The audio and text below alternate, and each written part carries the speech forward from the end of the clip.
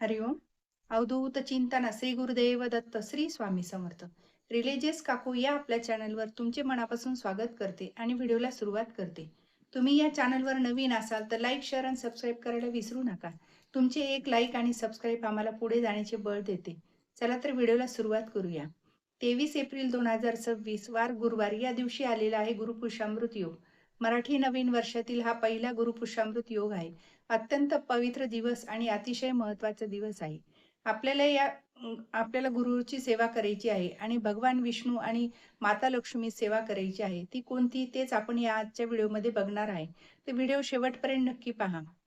तर आपण आजचा म्हणजे व्हिडिओमध्ये जाणून घेणार आहोत की सगळ्या आधी गुरुपुष्यामृत नक्षत्र गुरुवारी येते, तेव्हा आपण त्याला गुरुपुष्यामृत योग म्हणतो. सगळ्या नक्षत्रामध्ये पुष्य नक्षत्र हा राजा मानला गेला आहे. महत्त्वाचे म्हणजे नक्षत्र आहे. दरवर्षी आपण फुलवातीची सेवा करत असतो. सेवा काय आहे हे सगळ्यांना माहीत आहे, पण ह्या सेवेचे अत्यंत सुंदर अनुभव आलेले आहेत. ज्यांना या महिन्यामध्ये शक्य नाही, त्यांनी धोंड्याच्या महिन्यात पण गुरुपुष्यामृत योग आलेला आहे, तर त्यांनी ही सेवा आवर्जून करावी. ज्यांना आता शक्य आहे त्यांनी आता पण करा. सेवा काय आहे? तर सगळ्यांनी आधी आपण पाहूया.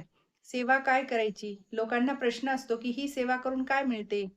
तर ही सेवा केल्याने आपल्याला धनप्राप्ती होते, लक्ष्मी प्राप्ती होते.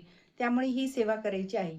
12 फुलवातीची ही लक्ष्मी प्राप्तीची ही सेवा आहे. तर बघा, लक्ष्मी प्राप्ती म्हणजे पैसा का? तर बघा 8 प्रकारच्या लक्ष्मी असते. सुख, समाधान, शांती, ऐश्वर्य, भरभराटी, धनसंपत्ती, आरोग्य. ह्यामुळे घरातील वातावरण चांगले राहावे, घरातील मंडळी सुखरूप राहावी आणि जी काही आपण कमवू ती लक्ष्मी स्थिर राहावी. ही सेवा कोणीही करू शकतो. तर गुरुपुष्यामृत नक्षत्र कधी लागतं? तर तो गुरुपुष्यामृत नक्षत्र गुरुवारी 8:56 लागत आहे. ही सेवा अर्थात तुम्हाला गुरुपुष्यामृत नक्षत्र काळातच करायची आहे. म्हणजेच आपल्याला 23 तारखेला रात्री 8:56 ही सेवा सुरू करायची आहे. आपण म्हणजे ही सेवा कोणीही करू शकता. लहान मोठे घरामधले कोणाला अडचण असली तर त्यांनी घरातल्या मंडळीकडनंही करून घेऊ शकता. ही सेवा चालू असताना यात खंड चालत नाही. या सेवेचा वेळ 1 ते 1च असावा. गुरुवारी आपण रात्री सेवा चालू होते, पण शुक्रवारपासून तुम्ही एकच वेळ ठरवून ही सेवा करू शकता. सकाळी जमत असेल तर सकाळी किंवा रात्री, अन्यथा तुम्हाला काही जॉब वगैरे असेल तर तुम्ही सकाळी न करता रात्रीही करू शकता. अशी ही सेवा तुम्ही कोणत्याही एक वेळ ठरवून ही सेवा करायची आहे. तुम्ही आता ही सेवा कशी करायची ते पाहू. एक वात घ्यायची आहे. तुम्ही ती निरांजन घ्या किंवा पंथी घ्या. तुम्ही काही पण घेऊ शकता. कारण हे आपल्याला चढता क्रम आणि उतरता क्रम करायचा आहे. त्यामुळे मोठ्या आकाराची पंथी, मोठ्या आकाराची निरांजन असेल तर ती साईजचा मोठाही तुम्ही दिवा घ्यायचा आहे. जेणेकरून फुलवाती जास्त बसतील असं घ्या. ही 24 दिवसाची सेवा आहे. गुरुवारी म्हणजे 23 तारखेला ही फुलवातीची सेवा आपल्याला करायची आहे. त्यामुळे चांगले तूपच वापरायचे आहे. पहिल्या दिवशी एक फुलवात लावावी. त्याला हळद, कुंकू, अक्षदा, फूल अर्पण करायचे आहे. पहिल्याच दिवशी आपल्याला संकल्प करायचा आहे. आपल्या उजव्या हातामध्ये चमचा पळीने पाणी घेऊन हळद, कुंकू, अक्षदा टाकायच्या आहेत आणि पहिल्याच दिवशी आपल्याला संकल्प करायचा आणि आपल्या मनातल्या इच्छा सांगायच्या आहेत आणि नमस्कार करावा. ह्या सेवेला मी सुरुवात करत आहे असे बोलावे.